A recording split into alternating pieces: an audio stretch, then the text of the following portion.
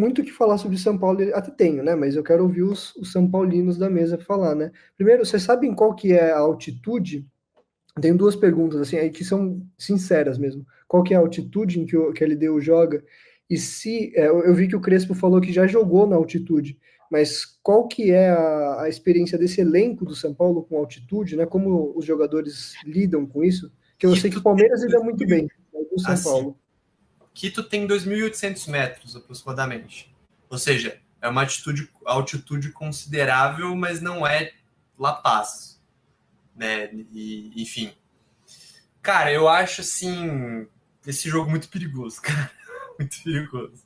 Já começando assim tipo, a falar mais sobre o jogo, né? Mas já também respondendo a sua questão de como esse elenco reage à altitude.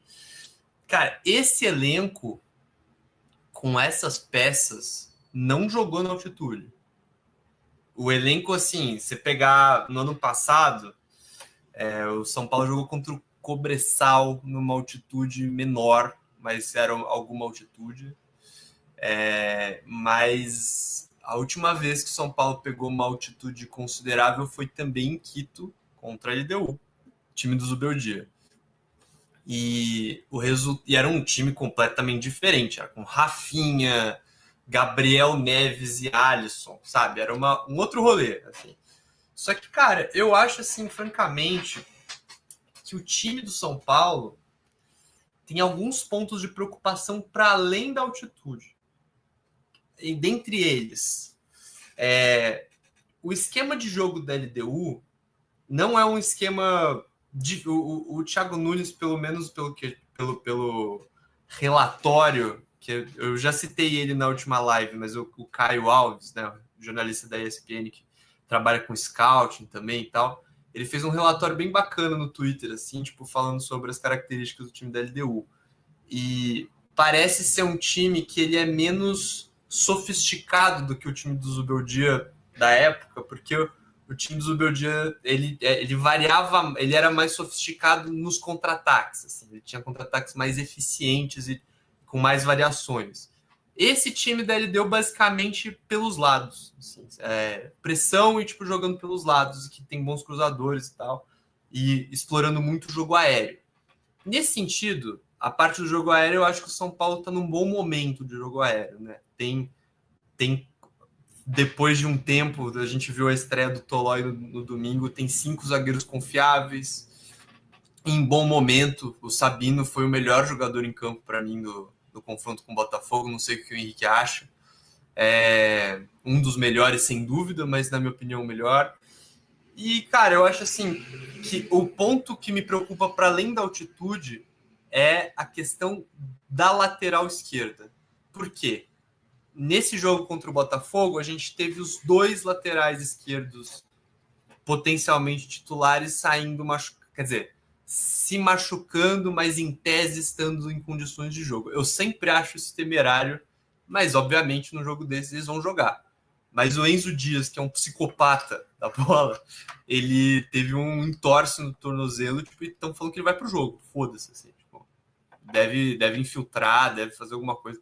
E meio que dá para você jogar com entorse assim, mas é horrível, né? Tipo, e ele como é um o Crespo, na entrevista coletiva, inclusive, ele deu a entender assim, cara, você conhece o Enzo, ele vai jogar. Foda-se, assim, tipo, ele vai jogar. Tanto é que, assim, ele nem falou do Wendel, que nem teve uma lesão diagnosticada. O Wendel só sentiu o adutor da coxa. Só que o Crespo ele não deu certeza em relação ao Wendel, ele deu certeza em relação ao Enzo, por uma diferença, ao meu ver, uma diferença na atitude dos 2 jogadores, na postura dos 2 jogadores, né?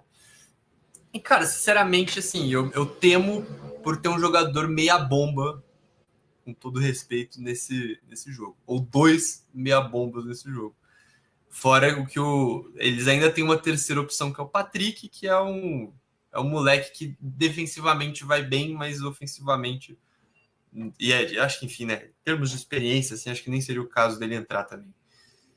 Mas, cara, o que também é um ponto de dúvida e preocupação é a escolha do meio de campo. Porque o São Paulo tem muitas opções, mas que nessas opções o Crespo ele corre um certo risco de ao meu ver, subestimar a capacidade da LDU Você acha que vai ser por aí, Henrico? deixa Compartilhei eu na tela ver. a escalação provável, né?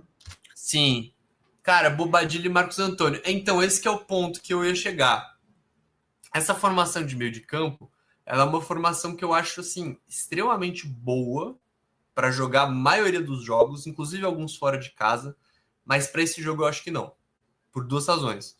O Marcos Antônio ele tá voltando de lesão, ele jogou tipo alguns minutos contra o Botafogo, jogou muito bem, é verdade. Mas ele jogou pouco, assim. O Bobadilha ele voltou da data FIFA, eu acho que ele é um cara que pode jogar. Mas eu colocaria o Pablo Maia no lugar do Marcos Antônio, porque o Bobadilha, de certa forma, é um cara que conduz bem a bola, não é o Marcos Antônio e tal, e o Marcos Antônio ficaria como uma outra opção, assim. Eu talvez não iria com o Rodriguinho e iria com o Marcos Antônio também. Iria meio que com uma trinca meio mista, assim, no meio de campo, porque o Marcos Antônio consegue fazer também esse terceiro, né, do meio de campo. Acho que o Crespo não vai fazer isso. Acho que o Crespo vai fazer uma coisa meio parecida com o que tá aí mesmo. Porque o Rodriguinho vem jogando muito bem e tal, mas eu acho arriscado. Acho que para um jogo na altitude, você não ir com um volante marcador do estilo do Pablo Maia ou até mesmo do Luan é uma coisa que me preocupa. Me preocupa de certa forma, mesmo jogando com três zagueiros. Mas e também eu acho o Ferreirinha não é acho que o Ferreirinha também não é exatamente um bom cara para esse jogo, pelo menos não para o primeiro tempo. Eu acho que mesmo o LDU estando mais acostumada a jogar esse tipo de jogo, obviamente por mandar os seus jogos na altitude, normalmente o ritmo abaixa um pouco nos finais dos jogos, né? E como a gente viu, por exemplo, no próprio jogo que o São Paulo teve contra a LDU 2 anos atrás, em que o Luciano entra no banco e tal, e o São Paulo consegue um gol que mantém o confronto vivo para o Morumbi a partir de uma jogada de corrida do Lucas. Assim. O Lucas ainda estava meio inteiro para fazer aquela jogada e o Luciano dá uma boa bola para ele. O Luciano que tinha entrado no meio do jogo. Então, eu colocaria o Ferreirinha, francamente, como uma opção para o segundo tempo. Eu acho que é jogo mais para Dineno ou até mesmo para Rigoni. Talvez mais Rigoni do que Dineno para o ataque não ficar tão fixo. Mas eu acho, ao mesmo tempo, o Dineno uma opção boa para bola aérea. Enfim, eu iria o mais pragmático possível nesse jogo. Assim, jogaria mesmo pelo empate, quero que se foda. Assim. Mas eu não iria com esse time leve. Mas eu acho que é o que o Crespo vai fazer. Acho que ele vai com esse time leve. Antes do Henrique falar, eu queria já adicionar algumas dúvidas. São dúvidas sinceras mesmo. Porque a gente vem conversando aqui que a forma de complicar mais o São Paulo, né? É verdade que o São Paulo do Crespo tem ido muito bem, mas a forma de complicar o São Paulo é espelhar o sistema de três zagueiros.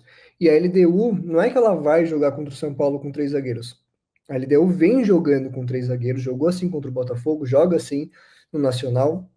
É um time que sabe muito bem explorar o sistema. Né? O Henrico falou muito bem que é um time que explora as laterais do campo, isso é uma característica do sistema de três zagueiros, você alargar o campo né, com os alas. E é um time muito físico, né? Eu até queria saber de vocês, né, também o que o Henrico acha sobre a preocupação do sistema, né? Uma vez que como superar as dificuldades desse sistema espelhado. E outra coisa que eu queria perguntar também, que eu concordo absolutamente com o Henrique, eu não iria nem com Ferreirinha, né? E eu iria também, eu gosto do Pablo Maia ali no lugar do Marco Antônio Pablo Maia, que voltou a jogar bem, né?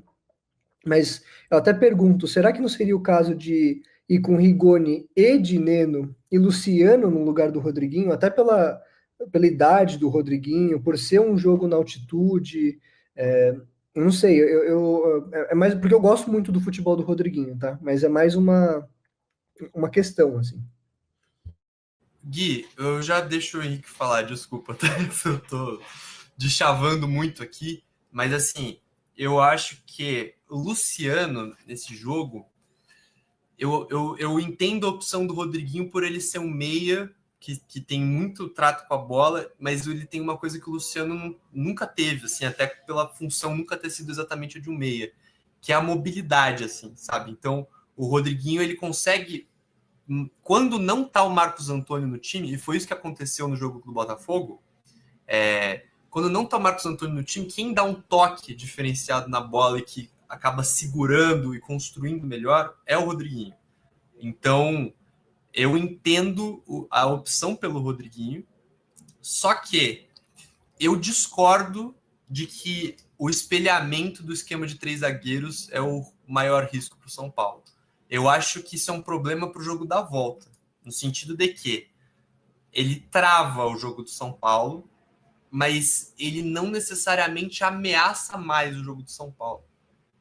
A equipe que mais ameaçou o jogo do São Paulo joga com pontas, que foi o Atlético Nacional, né?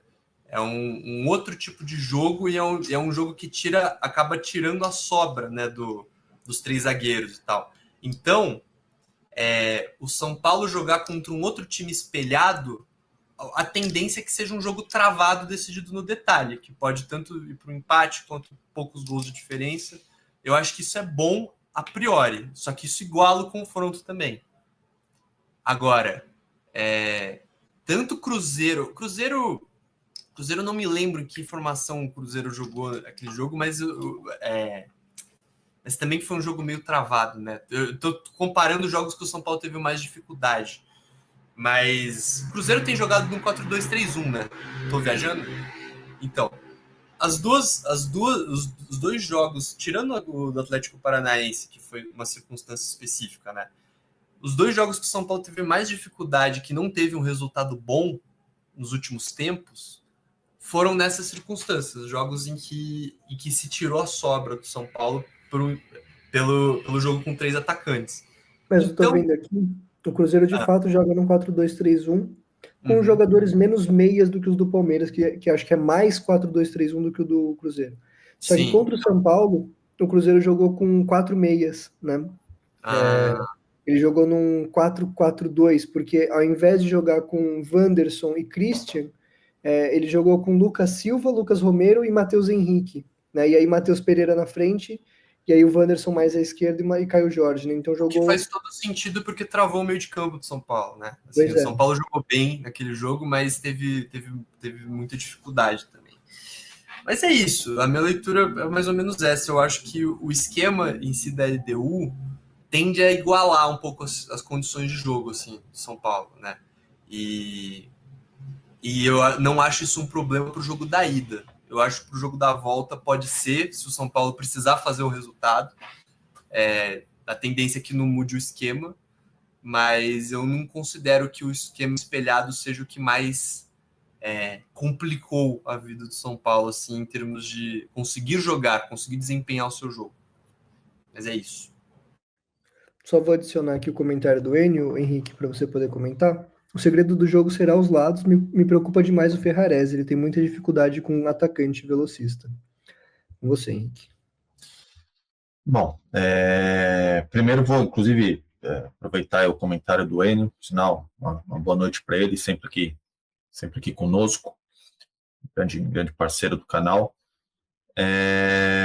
De fato, eu acho que, assim, eu não sei se eu concordo completamente que ele tenha muita dificuldade, porque quando a gente pega as estatísticas do Ferrarese em duelos ganhos, ele ganha a maioria dos duelos, tanto por cima quanto por baixo. A grande questão é que, nesse esquema do Crespo, e se eu não me engano, o Tolói, e também o Sabino, os zagueiros dos dois lados, mas eu acho que o Tolói foi o primeiro em ações defensivas no último jogo. Ou foi o Sabino, mas assim, foi um número muito próximo.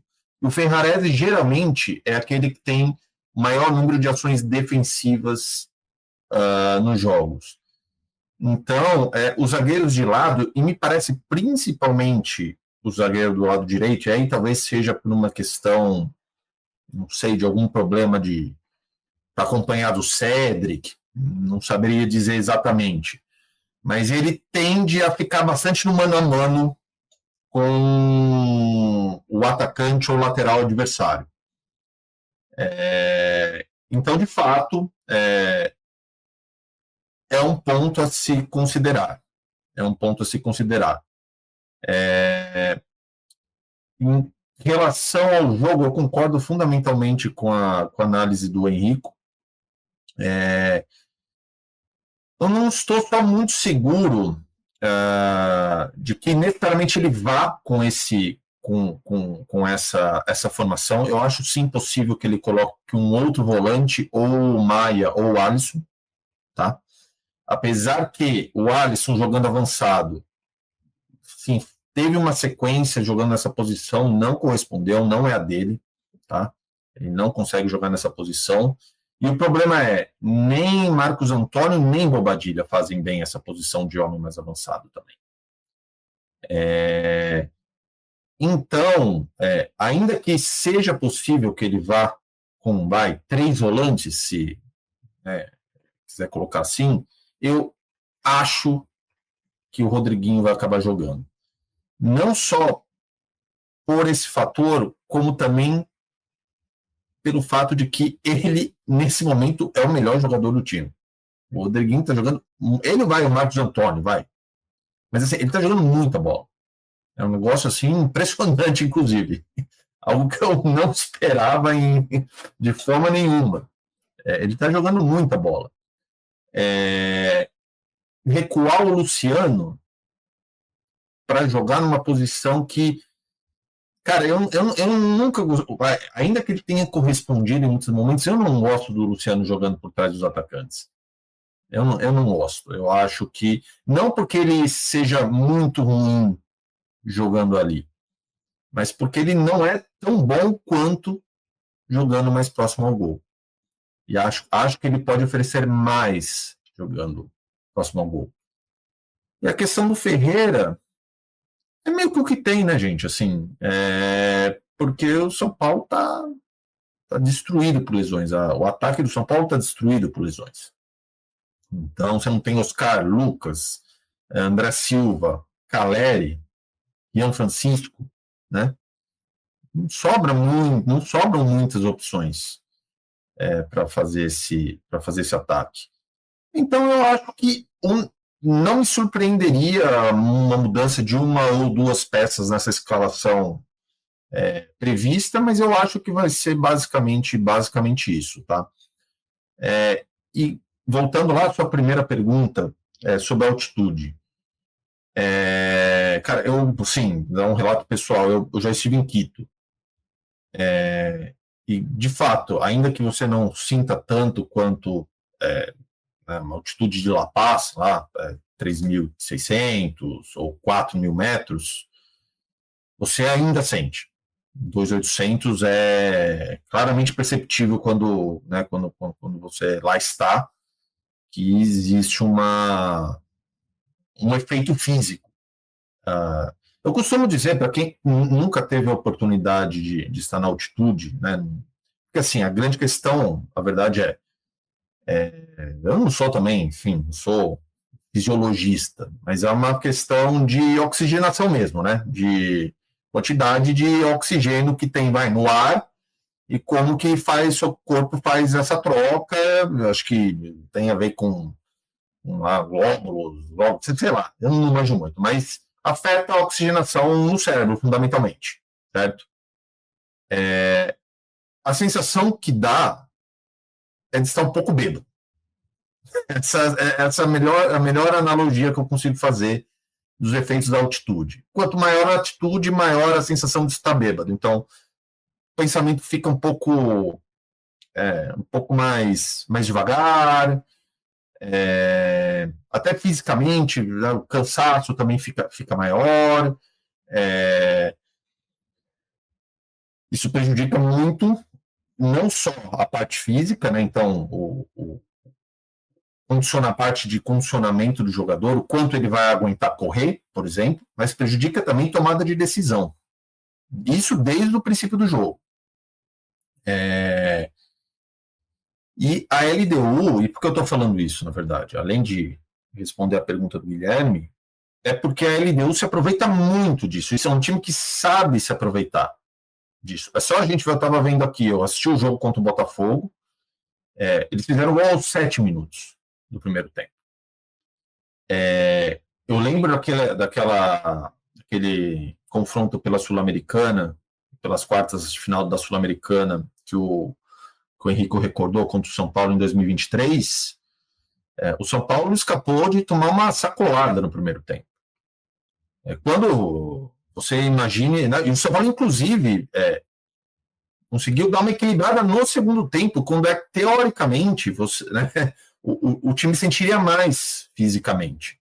Mas não, porque eles sabem se aproveitar disso, porque existe, eu acho, um tempo de adaptação ao jogo na altitude. Então, eu imagino uma pressão muito, muito grande nos primeiros 20 minutos de jogo, mais ou menos. E eu acho que sobreviver a essa primeira pressão da LDU, que provavelmente vai ser feita também na volta do segundo tempo, eu acho que sobreviver a esses momentos de pressão é a chave para que o São Paulo consiga voltar com um resultado contornável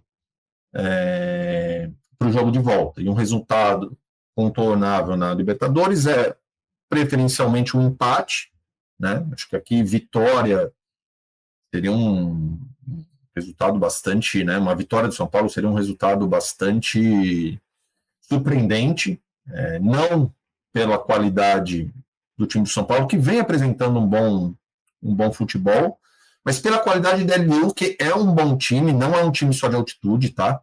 É um bom time, ficou em primeiro lugar o grupo do Flamengo, tá?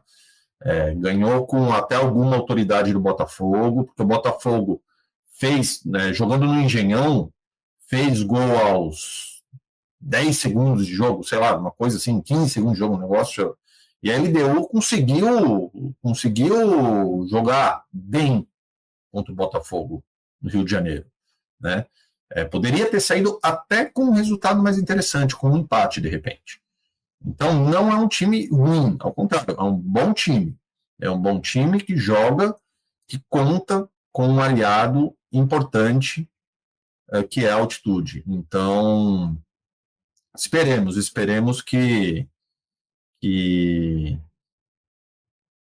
o São Paulo consiga resistir essa pressão, principalmente pressão inicial da LDU, e trazer um resultado, né, interessante de volta. Cara, eu vejo assim, de fato, esse roteiro da altitude, né, ele é muito manjado até de certa forma, e eu tô ao mesmo tempo curioso para ver uma questão que a gente observou só em duas situações, né, em dois confrontos, mas é o Crespo no mata-mata desde a volta, né? Porque o Crespo ele tem tido uma consistência absurda no Campeonato Brasileiro.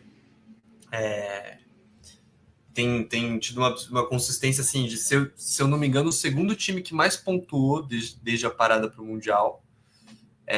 Mas ao mesmo tempo o desempenho em Copas, tanto contra o Atlético Paranaense no jogo da ida, que foi bom, mas que deixou uma vitória larga escorrer pelos dedos, até o confronto com o Atlético Nacional, que era um time tecnicamente melhor que a LDU, mas que não jogava com a questão da altitude. Em ambas as situações, o São Paulo teve muito mais sorte do que juízo, assim, né? Contra o Atlético Paranaense teve um roubo, né? Assim, o roubo foi prejudicado pela arbitragem, mas nos dois casos, assim, não soube se portar com a mesma tranquilidade, da mesma maneira, até porque são tipos de campeonato diferentes, né? Torneios diferentes. Torneio esse de mata-mata que o Zubeldia, tipo, tinha um resultado. São desempenhos inversos, né? O Zubeldia no mata-mata era a posição de conforto dele, sendo que em pontos corridos, pelo menos no trabalho desse ano, anos-luz, assim, atrás do que o Crespo conseguiu fazer, né? Mas é isso, assim, eu tenho muita curiosidade de ver como o time vai se comportar, se vai conseguir, de fato, desempenhar nesse aspecto. A gente estava falando do Ferrarese, o Ferrarese passou por um baque emocional da eliminação doída da Venezuela, né, das das eliminatórias, enfim, sabe-se lá como volta a confiança, enfim, muitos detalhes, né? Mas é isso. O Enio está comentando, né? O São Paulo precisa sobreviver. Perder um gol é goleado. Eu não sei se eu concordo, Eu não. não Viu? acho, eu acho um empate goleada, mas É, perder por um gol já acho complicado. Assim, já porque acho ruim. justamente, eu acho que o Henrico matou a charada. Se o LDU no jogo de volta, com três zagueiros, né, precisando só segurar o resultado, ela tem muita capacidade de fazer isso. Né? Muita capacidade de prolongar o jogo e impedir que ele aconteça. Os sul-americanos são muito bons nisso, né? Só o brasileiro que é infantil nisso, né? O brasileiro tem dificuldade. É o Rogério Ceni do Bahia, né? Faz o gol com acho que mais de 20 minutos do segundo tempo e continua jogando a Vera. Porra, velho. Tá ligado? É o Diniz, né? É o retrato mais hiperbólico do brasileiro, né? O João tá elogiando aqui, pô, João, muito obrigado. Vocês que são foda. Sem vocês não teria sair jogando, né? Essa que é a verdade. Ô Gui, eu tenho que dar uma cornetadinha porque é o brasileiro e é o senhor Eduardo Cudê também, né? Que, pelo amor de Deus, levar aquela virada que levou do Fluminense pelo Inter, assim, cara, levar gol de contra-ataque com 80 minutos, 40 de segundo tempo. Bizarro, bizarro. Eles vão se brasileirando, né? O Vojvoda no Fortaleza foi isso também. É impressionante. Tem É técnico verdade. sul-americano que é mais brasileiro do que sul-americano. Aliás, essa questão do Vojvoda, né? Que eu sei que não tá na pauta, assim, mas, tipo, tem muitos santistas que estão otimistas, né? Com a evolução tática do time, mas, nossa, eu tô meio com receio de que o Santos vai cair, cara. Não, eu queria fazer um comentário, porque, assim, eu entendo bem esse pensamento em relação à questão da volância do São Paulo, mas só lembrando que o jogo que o São Paulo, o jogo do São Paulo contra o Atlético Nacional lá, eles foram com, o time era muito semelhante a esse, só que no lugar do Rodriguinho era o Alisson, e no lugar do Ferreirinha era o André Silva. E podemos dizer que o time entrou de uma forma pensando em se manter mais sólido defensivamente, mas o que a gente viu foi um... O que está acontecendo? Vou Obrigado. colocar uma... Tô tentando aprender aqui a usar a ferramenta. Já que o primo, a gente é desfalcado do primo hoje, né? Desculpa, gente. A gente tem que ficar aprendendo aqui. Vai lá, Marcos. Não, e destacou na hora que eu olhei pro lado. Isso foi mais engraçado. Tava falando com eu acho que os caras não podem elogiar, né? Foi só o João elogiar o trabalho nosso que os caras já começam a fazer, a bacalhar. Eu acho que a pretensão do Crespo naquele jogo era tentar se manter defensivamente mais robusto, enfim, mais sólido, mas o que a gente viu foi, assim, eu entendo que e eu acho muito legal, né, não legal assim, tipo, legal, que legal, mas eu acho muito incrível e importante o desempenho do São Paulo na Libertadores. É esse time que tem um vínculo com o campeonato e é muito legal ver como a torcida age diante dos jogos, principalmente jogos decisivos, aqui no Morumbi. Mas, assim, ano passado, o São Paulo era para ter sido eliminado contra o Botafogo lá no Rio de Janeiro. E esse ano ele quase foi eliminado. Não digo que era para ter sido eliminado, porque não foi. Mas quase foi eliminado pelo Atlético lá na Bolívia, né? Na Colômbia. Isso, na Colômbia. E isso, Medellín.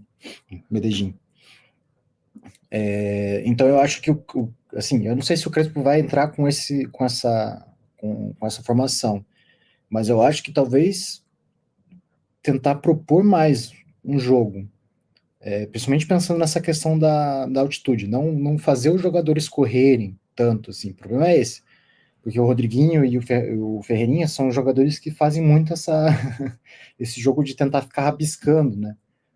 Então leva a bola de um lado, daí puxa para o outro, daí corta, não sei o quê.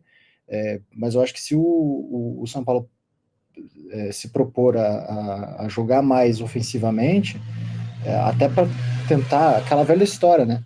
Não ficar na defensiva correndo atrás do ataque. se defender com a bola, né?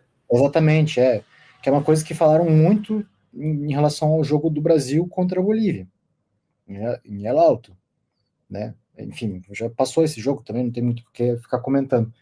Mas eu acho que talvez ter uma postura mais da bola nos pés e, quando possível, fazer, né, 2 ataques ali, né, mais assertivos, assim, para tentar conseguir um gol ou pelo menos mostrar alguma coisa, né, para não ficar tanto no marasmo, enfim, e correr o risco de numa bola vadia, cometer um pênalti, ou, né, que aconteceu em Medellín, ou talvez levar uma bola na trave, enfim, ficar muito muito passivo no jogo. Eu acho que o problema do São Paulo contra o Atlético não foi nem essa questão das bobeiras dos pênaltis, enfim, mas foi essa passividade. Tanto que depois que o Lucas entrou, infelizmente o São Paulo não vai ter a possibilidade de colocar o Lucas em campo, mas depois que o Lucas entrou, ele conseguiu achar ali 1 ou 2 passes, né, que quebraram a linha de defesa do Atlético e o São Paulo conseguiu respirar um pouco. Porque também tem essa questão anímica do time, né? Se o time fica muito defensivo, chega um momento que ele começa a ficar desesperado, né? E daí quando acha ali um passe, consegue um contra-ataque que faz uma jogada interessante, isso muda animicamente também. Claro, tem essa questão da altitude, né? Como o Henrique falou, eu nunca passei por semelhante experiência. Então eu não posso dizer, né, como que o jogador deve se comportar em campo pensando nessa questão da altitude, mas eu acho que dá para o São Paulo propor mais jogo também, para não ficar tão defensivamente. E assim, o pior é que é muito complicado mesmo, pensando nesse jogo por conta dessa questão das ausências, né? Então, o André Silva mesmo, que poderia ser uma opção interessante para esse jogo, né? Deixasse o Rodriguinho, mas colocasse o André Silva no lugar do Ferreirinha, eu acho que já seria uma possibilidade muito interessante. Mas não dá, né? Então talvez realmente tirar o Ferreirinha, colocar o Rigoni. Eu de fato eu prefiro a opção do Rigoni para compor o ataque com o Luciano. Mas eu acho que na questão da volância é manter o Rodriguinho mesmo. E quem sabe né, tentar falar com formar o esquema para que os laterais apoiem mais defensivamente, né? Porque se de fato se o Enzo Dias e o Cédric Soares ficarem avançando muito, né, levando em consideração essa questão do ataque, da altitude, e como o Enio falou, né, a questão do, do Ferrarese, né, de não conseguir lidar bem com o atacante de lado, talvez se você manter os laterais mais atrás, isso possa ser uma solução para o São Paulo. Só que o problema é que se você manter os laterais muito atrás, você também não tem muita opção na frente. Como é que você vai compor o ataque, né? É complicado. Mas eu acho que é um pouco por aí, assim, pelo que a gente viu, né? A exceção dessa questão do Ferreirinha, talvez colocando a menos que você pense numa questão de, né, depois puxar o Rodriguinho um pouco mais para o lado, daí o Ferreirinha fazer um papel de ponta mesmo, tentar deixar o Luciano mais centralizado, mas o Luciano não se dá muito bem, né, como esse centroavante isolado. Então, mesmo que possa pensar nisso, assim, de colocar o Ferreirinha e o Rodriguinho nas pontas para tentar manter os laterais mais atrás, você vai perder mesmo assim ofensivamente, porque o Luciano não consegue funcionar muito bem nesse ataque isolado, né?